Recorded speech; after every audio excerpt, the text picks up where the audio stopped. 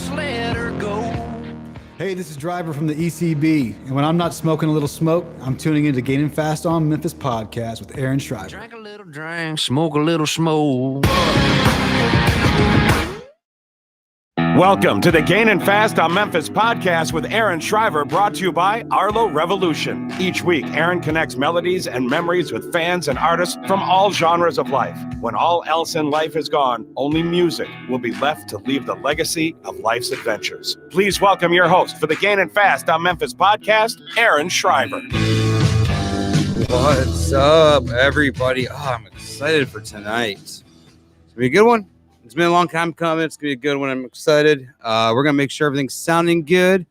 We've already seen people start dropping where you're from in the chat. Go ahead and do that. We're going to test audio. Can you turn my ears up a little bit? My headphones up a little bit? Are they all the way up? Okay. I feel like I'm distant. Does it sound good on your end? All right. Well, sounds good for everybody. We'll get ready to start.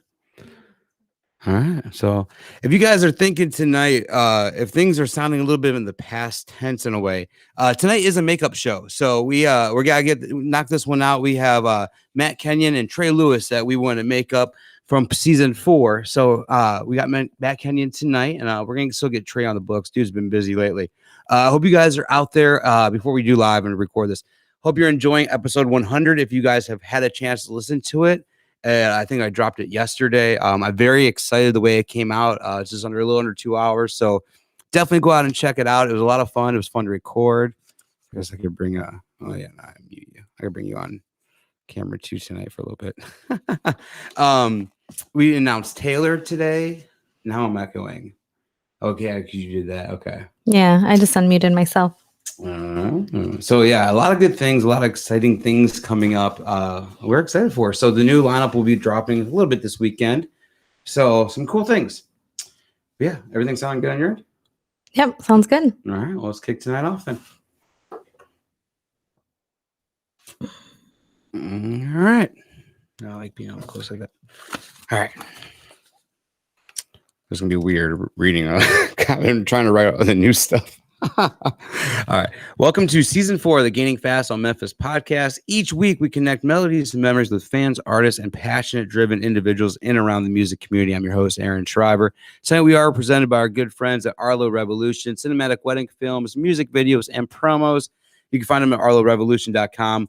And our 2 on-screen sponsors, original art on a higher wire by Joel, original custom artwork inspired by your life moments, treasured photos, and memories. And my good friend, good buddy, Corey Oliphant, the original church choir. Each week, like I said, I say each week, I'm honored to have y'all. You know that this whole show started with you guys, and it's cool. It's cool to still have it going long after it was, I don't know, I ever thought it would go. But thank you guys for being a part of it. We thank all of our sponsors for continued support and growth of the show.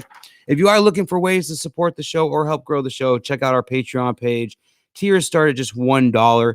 If Patreon is something you can't do, the next best way to support us is just like, share, and subscribe anywhere you can. Any download, stream. If you're on Apple, 5-star reviews is huge. Yeah, check out. We got a cool little banner that we picked up for our 100th show. We kind of hanging out in the background now, so I love it. But definitely check it out if you guys can. Definitely, everything helps. And then join us live if you're listening to us back on anything streaming. We are on Monday night, starting this Monday night coming up. So joining us on Mondays. No, Aaron, you rock. I see you in the chat over there. Definitely, dude. You're going to have a package coming to you in a couple of days. No, not a couple of weeks. Give me some time. But I promise you. I told you I'm going to send you something. So I'm going to send you something, dude. But yeah, if you're listening to us on a streaming platform, just like I just said and talked to with Aaron over here, my good buddy Aaron E, I think from Indiana, you can join with us on the live show and interact and join in, ask questions. It's a lot of fun. So definitely try to join us on the lives if you can.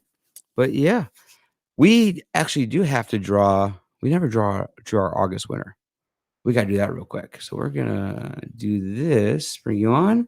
Oh, man. There we go. Go ahead and pick a winner for this little package, and we'll reach out. Hey, that's cool because we have another Matt Kenyon CD in there too. So that works out perfect for tonight. All right, this is for the August giveaway for our Patreon. Should close my eyes, right? Miss Kara Peterson. Oh, look at that, Kara. Good job. You gotta show the piece of paper now too. Okay, show the piece of paper. I don't know where my camera is. Kara Peterson. Kara, you're gonna love that book. That book is awesome. The Chris Hadfield book. I'm like way Amazing. louder. I feel like I'm way louder than you. It's just your ears. And this is perfect because Kara was super helpful with our 100th episode show. So Okay. I'm excited that she won that. I'm waiting for our Beautiful. waiting for our guest to come back. We lost him. I was gonna get ready to bring him on, and I'm like, Let's do it. Where's he at? So he's in the waiting room. So he might. I don't know if hopefully he just lost connection or I something. was just looking at him. No. All right, guys. Give us a second. We're gonna see if we can reconnect or see what's going on. It's always the fun of doing this live. Did we scare him away? Oh yeah, I know you scared him already. I don't know. We'll see. Well, I guess we could talk. Yeah, we can always Nobody talk. wants to hear us. Nobody wants to hear, our banter. Oh, we have some good banter. All right, here we go. There he is. All right. I was like, oh no. All right, there you are. All right, guys. So we're gonna go ahead. Let me go ahead and get this off. But hey, congrats, Kara, to you. That's awesome. Thank you again for everything you did. Thank you for everything that Jeff Brown did. If you guys have not listened yet of the 100th episode, like I said, go check it out. It's awesome. Download that one. Download Driver's episode. It's another fun one. Guys, fun things are coming. I'm excited. All right. But tonight's going to be a good one. I promise you guys a really good one tonight because it's been a long time coming. But tonight we welcome in singer-songwriter and one of the most influential people I've ever came across. 12 years ago, a song called The Call was released, and it's a song that will live on long after we do. Since then, Matt has released some of the most powerful songs, and his journey in life, though, is inspiring. Tonight, we're going to go on that journey and talk to him a little bit about it, and actually get to talk about another exciting chapter of his life where it kind of just started all over again. So we're going to go ahead and bring Matt Kenyon on.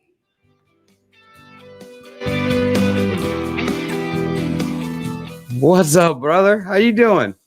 What's going on, buddy? I didn't mean to dip out on you. I had Good. my end. What was that?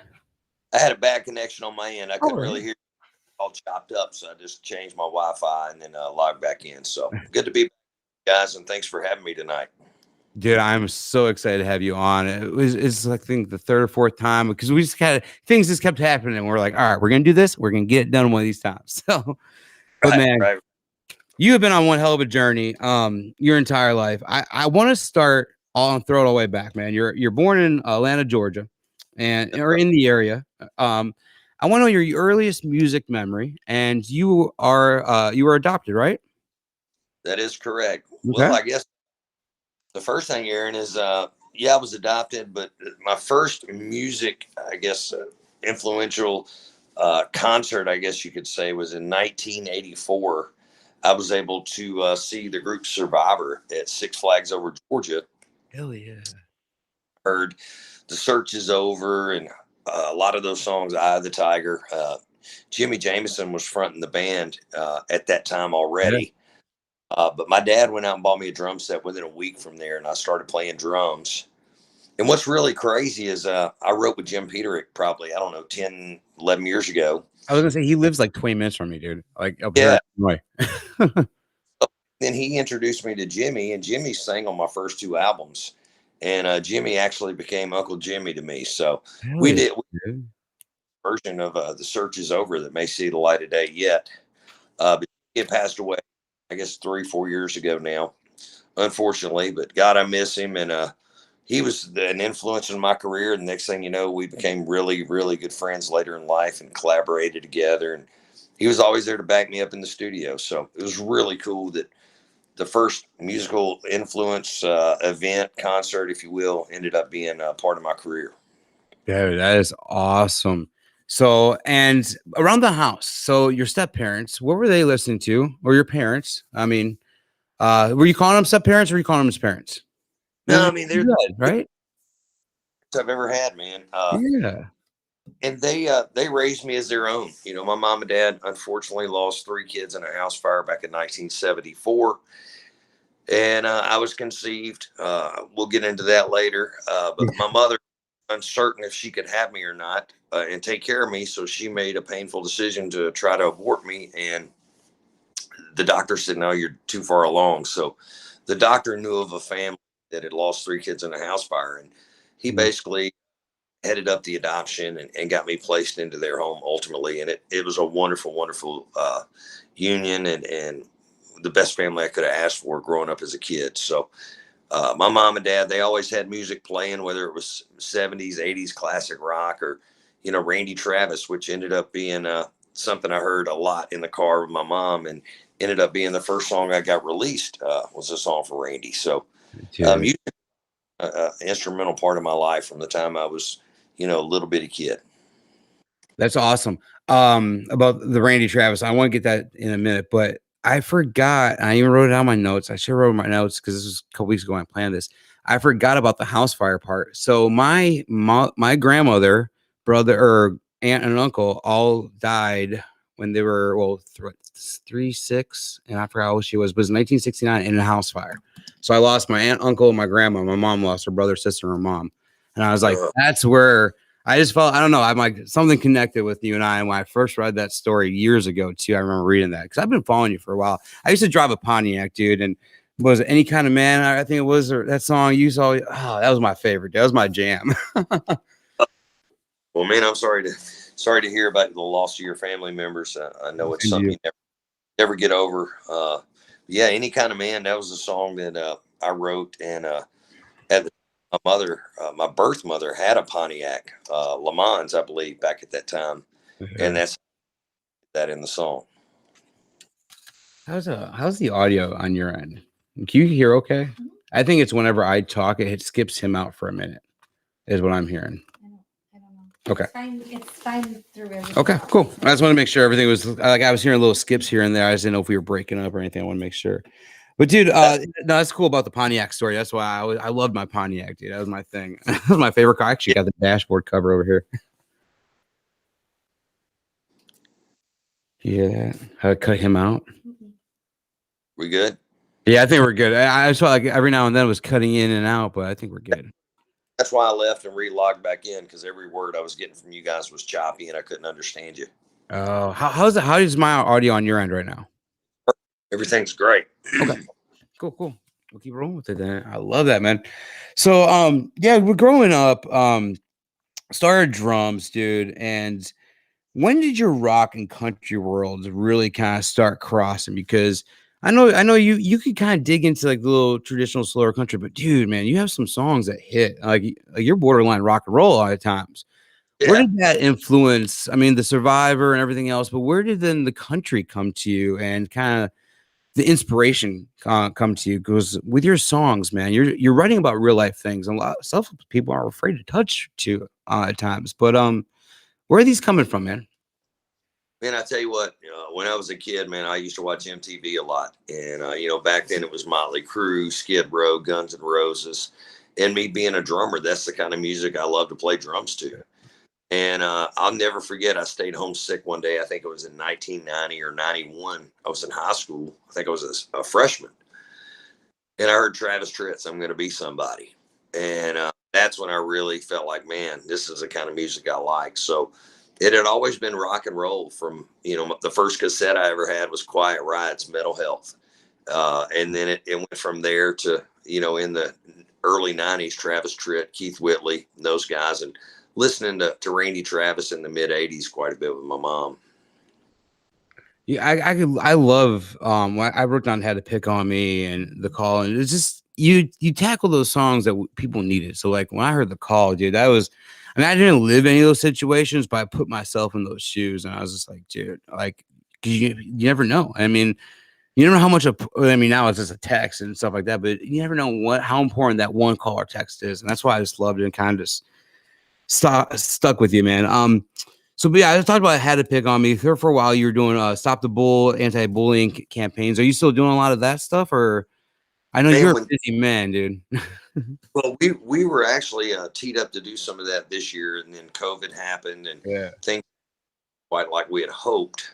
But I have been out on the road in the last couple of months with Wade Jennings and Did a show with Cody Wickline and some of those guys, Brian White. And then before COVID, I was out with Daryl Worley and Brian White, and even did a couple shows with Daryl Singletary before he passed. Oh man, that was tragic. Yeah, it's just so much has changed the last couple of years. Man, you're not kidding. Yeah, but man. as far absolutely, I was talking to a guy out in Utah last night that wants me to come out and do some suicide prevention and the anti-bullying, I guess you call it bullying awareness program, my Stop the Bulls. So those things just go hand in hand, and it's all part of the Making Music That Matters campaign that I started some time ago. Yeah, dude, I love it because that's another reason why I want to have you on, man. Because everything you do is so inspirational, and it's cool because you're always the type. Like I always saw you. You're always the type of guy. You know how they always say the good guys always finish last or whatever. Like you always give to everybody else, but you never get to receive. And then you finally got to receive this year, dude. And like everything came, like all your like answers were answered this year in a way. Do you feel that or no? Yeah, man, it's like this year I've been waiting on a long time, and it was never. Well, to let our listeners know, I was able to connect with my biological family. I'd connected with my biological mother and my brother on my mother's side back in 1996. But I never had the chance to meet who my real father was. And now I won't, because unfortunately he had passed away in 97. But through 23andMe and the DNA test, I who my biological father was. And he was a cool cat. He was a cool guy, big family. And I've in the last 30 days, I've been everywhere from Atlanta or from Missouri to Atlanta to Tampa to Miami. And I literally met probably a couple hundred relatives. I got nephews. I got 4 siblings. Didn't know I had 2 older, 2 younger. Just so much came at me. And it's like, I'm still processing that today. And I know there'll be some songs that come out about that as well. But the cool part is they were looking for you.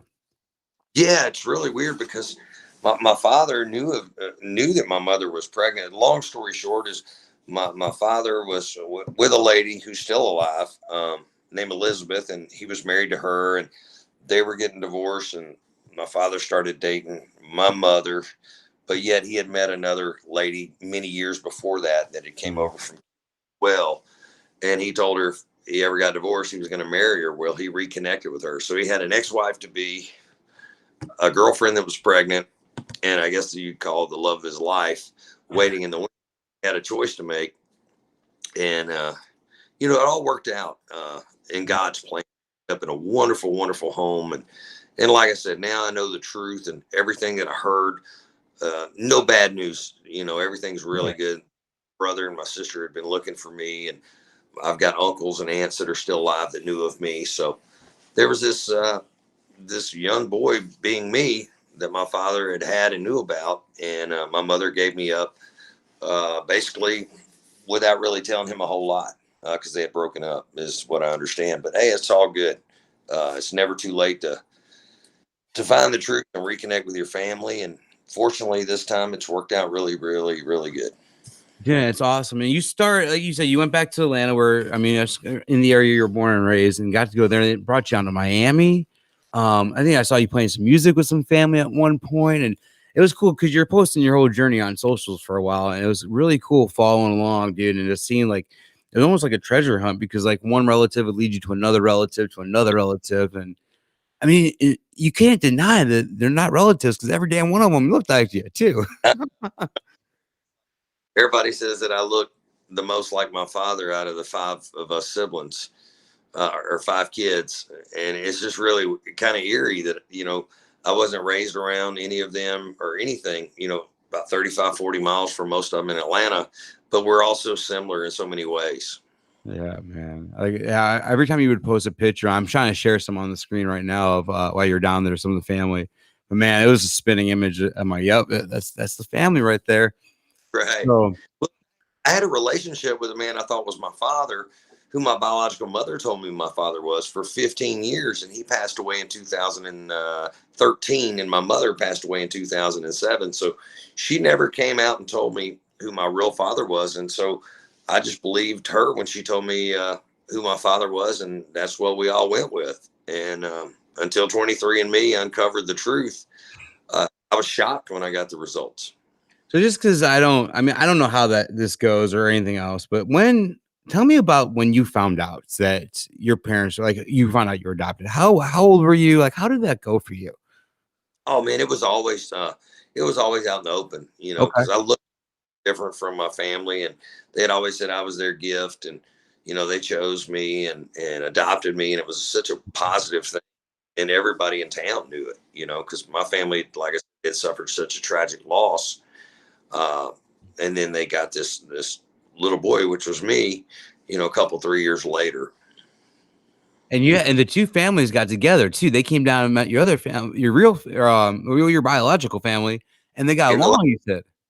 Yeah, in the last month, my adopted family and my biological family, several members of them, we all got together, and everybody's really happy. And now my mom that raised me is texting my brother and sister that I'm kin to through blood, and they're texting back and forth and talking. So it's like my family just got huge. Already had have a huge family. Wait till the holidays, man. Wait till the holidays come up. I'm gonna have to get out and tour just so I can get everybody a Christmas present, Well, man, we hope so, man. We definitely want to get the music back up and running for you, because I know you've been grinding, man. You've been working. You actually, one story I got to tell you guys about Matt, which was impressive, and this is where he was in life. He just didn't care. He was ready to give it all up and go. You were working a day job, and you left. You just pretty much walked out and said, "I'm gone. They wouldn't give me the time. I gotta go." And you chased your family, dude. And sometimes you gotta do that. And for you, it was almost like you were chasing 44 years or whatever of answers. Or just, hey, they're right here. My answers are here. I got to go get them. But was it a hard decision for you to leave that? I mean, I had a really, really good job. I wasn't real crazy about the people I worked for because they weren't really nice people. But I love my job and I love the customers I was working with. But when I got the information on my day off on a Wednesday, showing who my biological family was and connected with a few of them, when I heard from my brother and sister, they're like, come on, we want to meet you. We've been looking for you. And I just went in the next day and said, look, I got to go. I said, I got an uncle who's not doing well that I want to meet, my father's brother. I need to go. And they're like, well, how long are you going to be gone? I said, I don't know, maybe a couple of weeks. And they said, well, you won't have a job here when you get back. And I just basically said, that's on you. I had to go. And I got a better job now. So it all worked out, and I got to meet all my family, and I had 28 days that I was able to do that. Just everything fell into place that I was able to leave. And, I just wish the company I was working for would pay me the money they owe me, but it doesn't look like that's going to happen either. But it's one of those things. If you can live with it, I can live without it. Yeah, they always got to get the last laugh too. Oh yeah, it's all good though. So I'm showing on what goes around comes. Yep. I'm showing on screen an R&D ring. Tell us about this ring, dude.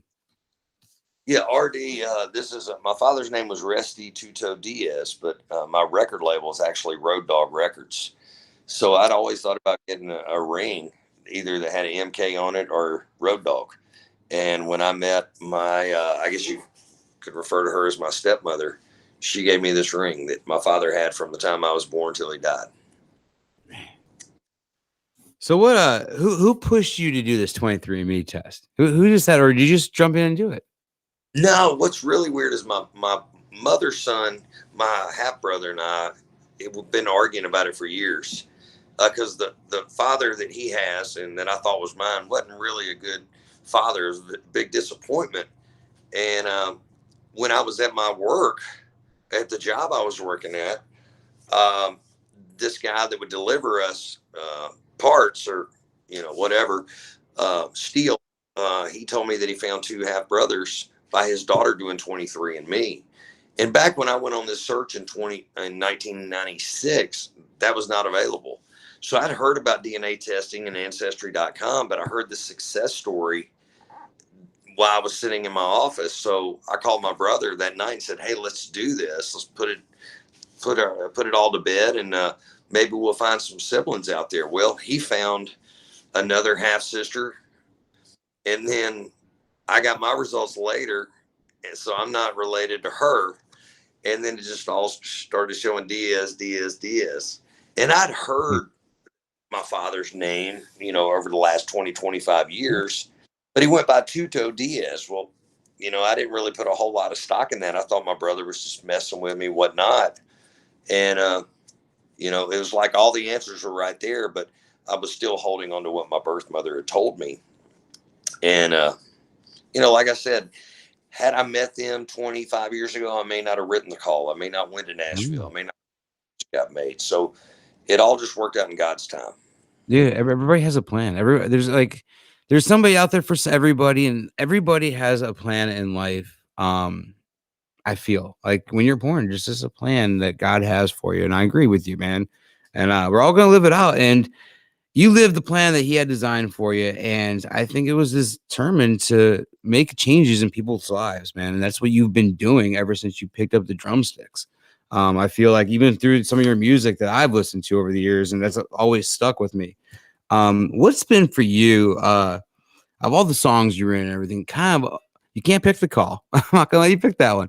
But for you, what's been the most inspirational that you feel, or has it had the best message that has hit the closest to home for you?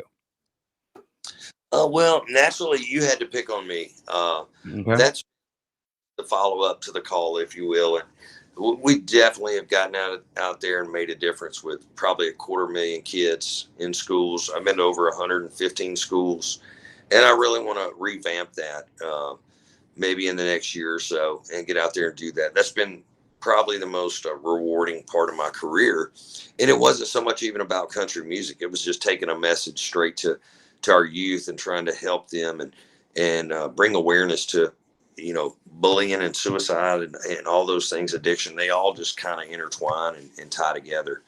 So You Had to Pick on Me was a song that really spoke to me. And growing up, people would always say, "Hey, are you Mexican? Are you this or that? Are you Italian?" Which I'd have been those things, but I didn't know, and now come to find out I've got Native American and Cuban ancestry. So I didn't know anything about the Cuban ancestry, but, looking back now, I'm very proud of who I am, but for all these years.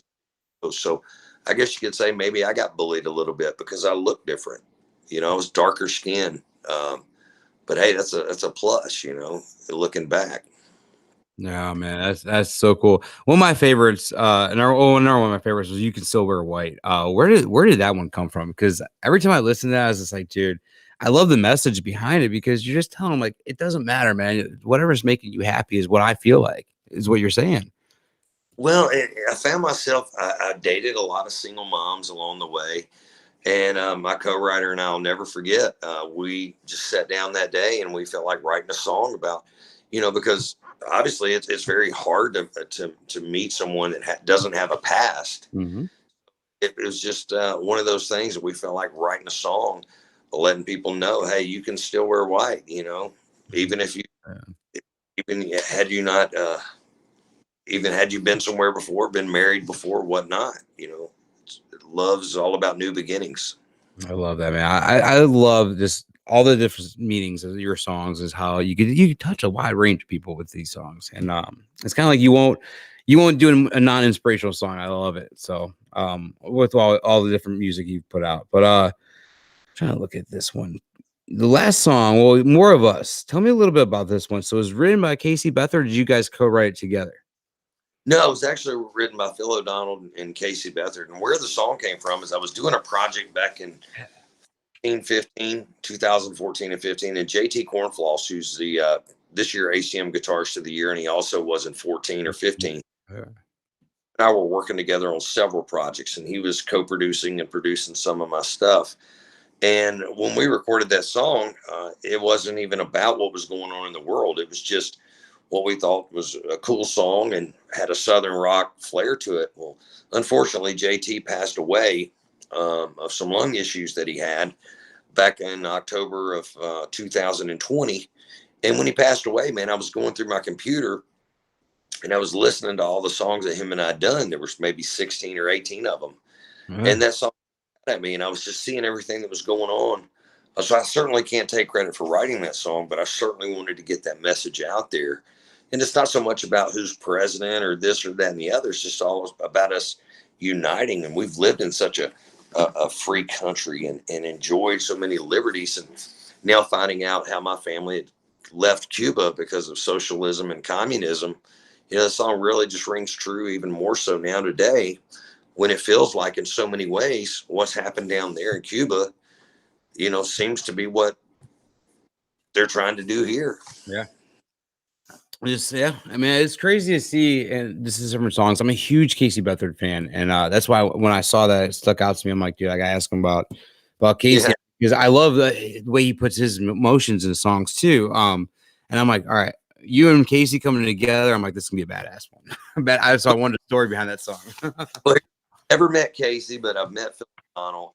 Phil O'Donnell's there's a guy by the name of Butch Baker at Horry Pro Music in Nashville, and I guarantee you I've cut probably 8 or 9 songs from Butch. And Butch was the first guy I met when I came to town creatively. And he just kind of pinned me from day one. And when he was at Encore Music, he sent me some songs at Horry Pro. And we've cut several songs from those guys along the way. And More of Us, like I said, it was written maybe in 2010, 11. And it just spoke to me. And when it was time to do a project, we did it. Yeah, that's awesome. So one of the coolest things that when I was kind of following your journey, when you was kind of meeting all your biological families, there's a video where you were showing them your music video for The Call. And I'm like, this is really cool because you're able to show this is what I've been up to. This is what I've been doing. But The Call is 21 plus million views on YouTube. It debuted at 55 on Billboard, and they still said they didn't like your voice on the song. Tell me about this kind of the struggles with that song when you came out and just kind of getting it out there. I mean, because dude, it was such a big song for you, but 21 million streams. But more importantly, tell me about showing that video to your family that you're just meeting for the first time and showing them, hey, this is who I am. Well, it was really cool because you're right. I didn't meet any of them until about a month ago. So it's like I've been on the radio and written these songs and done all this touring and been on TV and all that, and they weren't there to see any of it. Mm-hmm. Several of them, they all speak English. Some of it's choppy, but they could really feel the music, and now they've gravitated towards it. Now they're sending it to all their friends and family, and it just makes sense now to have another run at all this. Mm-hmm. And this, I tell people, and I told them, I said, hey, I had half a career on half a story. I mean, my story was the reason James Stroud signed me. It wasn't so much about my music. And, back to the voice thing, I've never claimed to have a pretty voice. I just try to deliver it. It's like John did and those guys. I'm just a storyteller, and, don't kill the messenger here. But dude, Chris Christopherson was like one of the worst singers I think ever. I mean, but the way he delivers the song, it didn't matter if he was a good singer or not. It's the delivery, and he made your hair stand up, dude. And that's you. Yeah, you do the same. And I've been compared to Chris and Steve Earle and many guys along the way, but I just do the best I can, man. And I don't know where these songs come from, but I tell you what, I'm glad they've came to me to be able to write them, co-write them, or find them, because as long as people are getting the message and supporting this music, I have no plans on walking away from music. So what's next for you, man? What do you wanna finish out this year? What do you want to do next year, man? Music wise, what are you thinking about doing? You want to put out some new music? You want to get on the road again? I mean, what's your future looking like, man? A little of both, man. I think there's going to be a song or two come out of this whole situation, and I'm able just to put it all on the line for. I've worked with Kyle Lennon. I've worked with James Stroud. I've worked with Paul Worley. I don't know who I'm going to work with on this next project. I'd work with JT Cornfloss, Chip Martin, but definitely another EP, EP at the very least. And then just get out here with this guitar right here and just get in front of people and just tell the stories. And, whether it be in listening rooms or theaters, maybe back out with Daryl Worley and Brian White. I really don't know what the future holds, but I certainly will keep you abreast on that. But I think right now I'm processing everything I've just went through. And I think there's going to be a song about how, the song, my life just had a wonderful thing happen in it. And even though things look dark and grim and there've been a lot of struggles, I hung in there. So, we'll see where it all goes. Hell yeah. Where I'm at right now. I'm excited, man. I'm definitely excited to see where it goes from here, because like I literally feel like your career is just starting up again. Like it's like a fresh start. You're getting all these new ideas and for songs and everything else. I cannot wait, dude, to see where Tim McGraw said the next 30 years, your next 40 years takes you, because you're gonna be doing this for a little while, man. Yeah, I don't know. I mean, may have to put like some Santana flair into my music, to the country. Hey, here's the good news, man. Most of my family are country people. My biological father, he rode a horse in the city of Atlanta and had several horses in Cuba, and they farmed, and they're just good old country people, man, living in the city of Atlanta. Hell yeah, man. So one of our sponsors is Pod Decks. So earlier today, I pulled a couple cards on my Pod Deck decks that I wanted to ask you tonight. The first one is, what keeps you motivated to keep performing and making music? I know you've seen a lot of ups and downs with your music over the years. So what's kept you motivated, man? The fans. I mean, without them, I can't exist. And the times that I've thought about throwing the towel in, the downloads, the streams, the views, they go up. This time of year, unfortunately, a lot of people go through tough times between like now and through the holidays. So I always see a lot of messages come through from the call and comments and things like that. But, it's like the music business, it's one of those things. It's hard to get in, but it's even harder to get out. Once you, it's kind of all you know. And, I have had a couple filler jobs in the last, year and a half just to occupy my time and to stay busy. And I like doing what I'm doing, but this time I have a boss who's really lenient and really cool about me taking off the time I needed to go out and do things. So we'll just kind of see where it all works out. I know Wade Jennings and I think he's got a huge career ahead of him. And I told him I wanted to be his Christopherson around him. But we've been doing some shows together. So we'll kind of see where that goes. And, like I said, I'm excited about being here tonight, talking to you. And I had another one last night and just getting the story. Hell yeah, man. So my next question is, do you ever struggle with self-doubt about your music career? If so, how do you overcome that in order to keep going? I think we all, have self-doubt. But I've been doing this long enough that I can kind of, listen to a song before I record it, when I record it, and after I record it. And I can kind of be a good judge if it's going to wear on me or not. And if it doesn't wear out on me, that's a good sign. And I'll throw it out there. Yeah, that's awesome. All right. Well, we're going to go ahead. I got a little game we're going to play. We're going to put like 60 seconds on the clock, a little background music. And it's called Hot Seat. So first thing that comes to your mind, just spit it out, man. The first vinyl you ever owned? The Eagles in the long run. All right. What's your hometown famous for? The Virgin Mary in Conyers, Georgia, in the International Horse Park for the Olympics. Who has the best pizza you've ever had? Where's it been? Man, I love New York style pizza. I'd say Johnny's Pizza, Conyers, Georgia, my hometown. All right. What's the strangest thing you've ever seen in the middle of the road? I saw a lady jump out in the middle of the road and lay down the other day, and act like she was trying to do a lawsuit. I think that was crazy. What was the first car you ever owned? It was a '86 F-150 Lariat, blue with the paint peeling off of it, but I loved it. 4-wheel drive, big tires. Hell yeah. What's one thing people buy that you think is a waste of money? Oh man. Plastic. What was that? Plastic surgery. Yeah. Who is the most interesting person you've ever met? The most interesting person I've ever met. I've met that one's a tough one. That one's hard to narrow it down. I may even now say my brother. One song you wish you wrote? Live Like You Were Dying. Hell yeah. All right. What's one slogan or jingle that gets stuck in your head every time you hear it?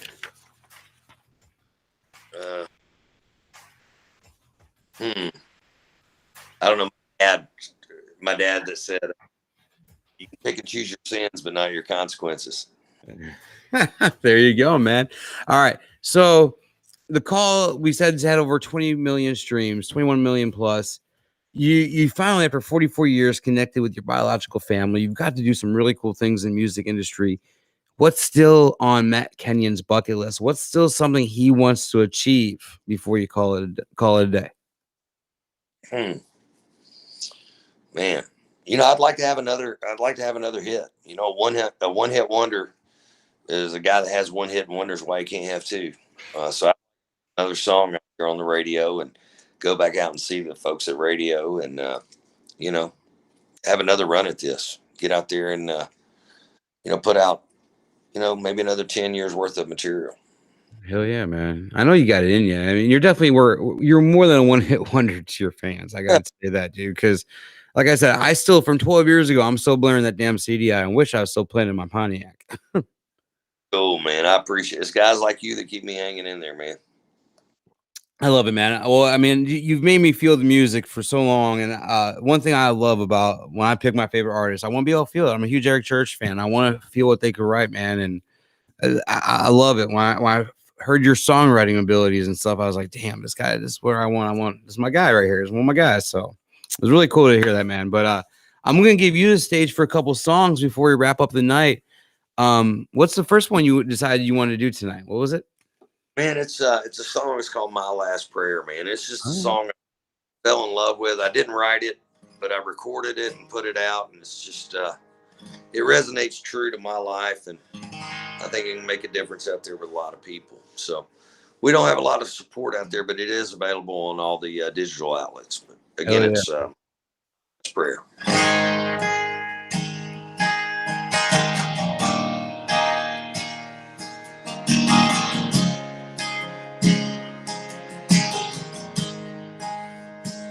I've been a liar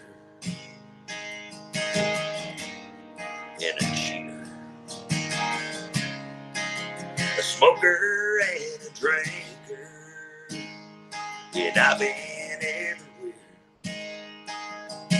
and anywhere, just trying to find me somewhere, and I've done a lot of things you know I'm not proud of.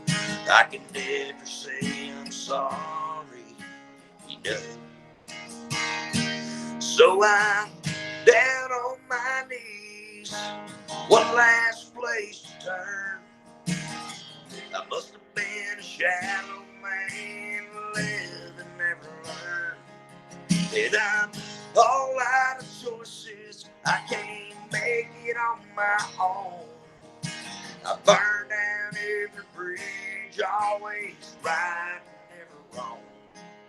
I know you're busy, but if there's time to spare, for you to hear one more worn out soul up there, I'm down to my last prayer. And I took the long way, in a bad way, and it cost me more than I could ever pay. Years on the bottle and up on that throttle, never cared a thing about tomorrow. In all these years, I knew I heard you calling, and I'm thankful for the day I started falling. 'Cause now I'm falling down on my knees, one last place to turn. I must have been a shallow man to live and never learn. And I'm all out of choices, I can't make it on my own. I burn down every bridge, always right, never wrong. I know you're busy, but if there's time to spare, for you to hear one more worn out soul up there, I'm down to my last breath.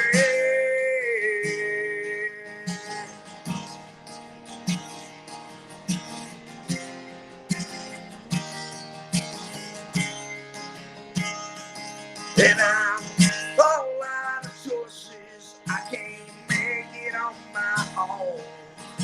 I burn down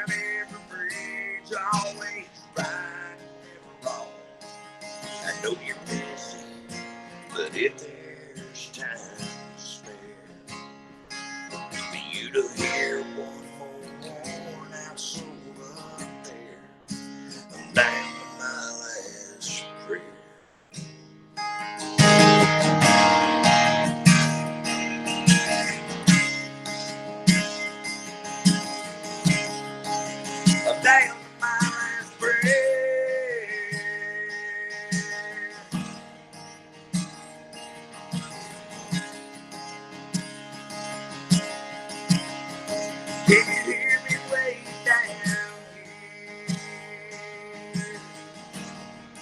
I'm down my last breath.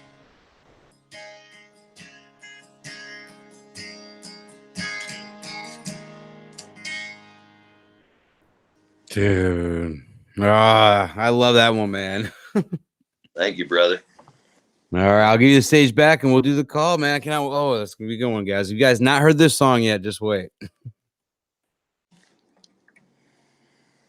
All right, we rolling? Yeah, you're good to go, brother.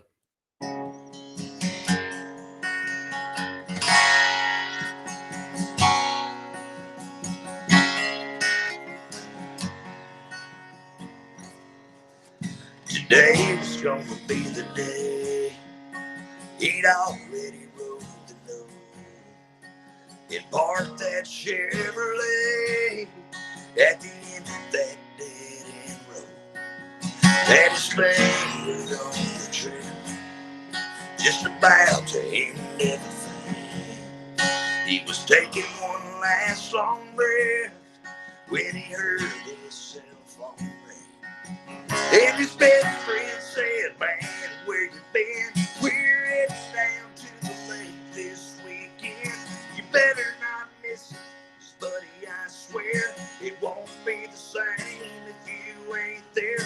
And I told that girl that you like so much, you were coming along and her eyes lit up. I better let you go, man, I really hope I didn't get you in the middle of anything. You said you kinda did, but I don't mind at all. I'm glad you called.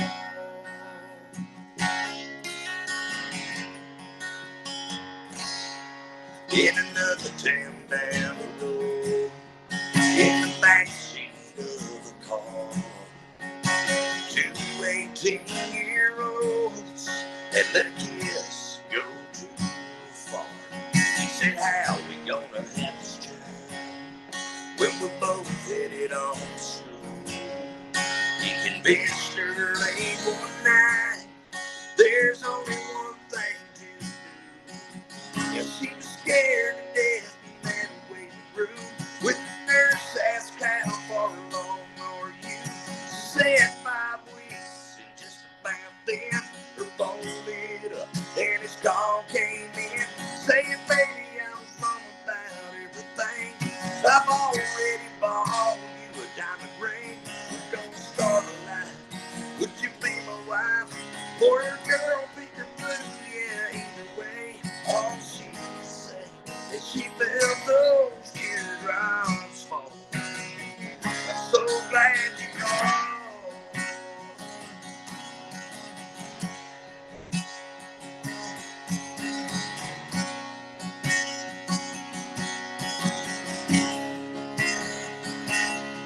If someone you know is weighing on your mind and needs a friend on the other end of the line, don't hesitate. What you say may seem so small, but who knows? They might be glad you called.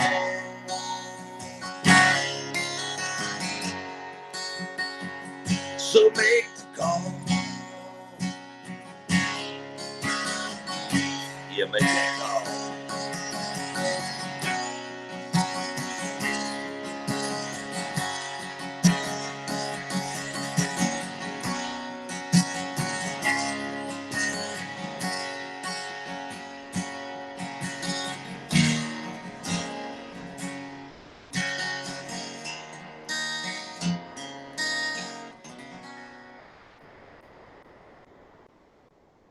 Dude, chills.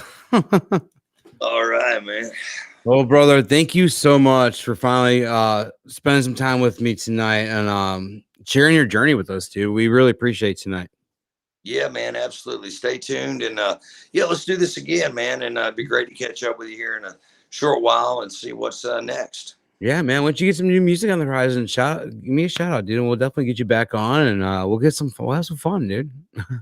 So Thanks everybody for tuning in. Again, I'm Matt Kennon, and y'all have a wonderful rest of your week. And hope to see each and every one of y'all real soon. Have a good night, brother. All right, we'll see you later, bro. All right, man. Oh man, that was fun. That was a good time. Did you like that? That was a fun one. I was like, you're on the spot. It says big red letters. Be ready to go. No. I think I do this every week. No, it was a great show. Deer in headlights. That was fun. That was a good one. If you guys have not heard the call out there yet, and you guys finally heard that for the first time, dude, that song is this. It's changing lives everywhere you go. And it's like I said in the original thing, it's gonna be here long after any of us are. That's what's a good thing about music. That's why I love music. So long after we're gone, I mean, it's gonna be left here for everybody else to hear. So hopefully it's good. And he's putting out some good stuff though. So I cannot wait to see where this journey that he just got back from. What I feel like it's going to lead to the songs. I love that he said he feels like he has half a career because he's covered the first half of his life, and now he's got the whole second half of his life to everything he's missing to pull inspiration from, and I think that was really cool. A cool way to look at it, you know. It's never too late, like you said. Cool. Yeah, but if you guys have just learned about Matt Kenyon, please go back and dig into some of his older music. Definitely a lot of inspirational songs and some party rock songs too out there. That you can enjoy. I mean, God, I love it.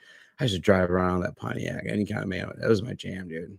If you guys don't know, I used to have a 2001 Pontiac Grand Prix. I still have the dash cover over here signed by Eric and all his band, but that was my baby. So we got rid of it 10 years ago. Long time ago. So we got rid of it, what? Right after we got married. Yeah, it's just been 10 years. Damn. The car was bad. You know what tomorrow is? What? You know what I got 10 years ago tomorrow? The Toyota. The guitar behind my shoulder. Oh. 10 years ago, yes, tomorrow I got the hummingbird from church. Yeah. I saw that today. I was like, oh, yeah, it's coming up. I knew it was coming. So I'll make a post about it or something. But all right, guys. Well, we're not going to bore you any longer. Starting Monday, we will, though. So we will be back Monday night with our season 5 premiere. It's gonna be fun, man. I'm really excited for the future of the show, where it's going. Like I said, you guys saw the announcement with Taylor today. We have another announcement tomorrow or Saturday, maybe. We'll see. We have another announcement coming up. It's not another addition to the show. It's just something cool that we're gonna start doing. So, yeah, I'm excited for the future of this thing, and it's been fun. And thank you guys. We say every week. Thanks for the support and the growth of it. And it's best is yet to come, guys. I promise you. It's going to get better. It's going to be some good shows and fun. You're rambling. I'm excited. I know. I'm excited. Okay. All right, guys. We'll see you guys Monday night. The Gainin' Fast on Memphis podcast with Aaron Shriver is brought to you by Arlo Revolution. As we close the book on another chapter, remember, music gives a soul to the universe, wings to the mind, flight to the imagination, and life to everything. Next week, Aaron connects more melodies and memories with other fans and the artists they love. Thanks for being a part of this musical journey, and we'll see you next time on the Gainin' Fast on Memphis podcast with Aaron Shriver.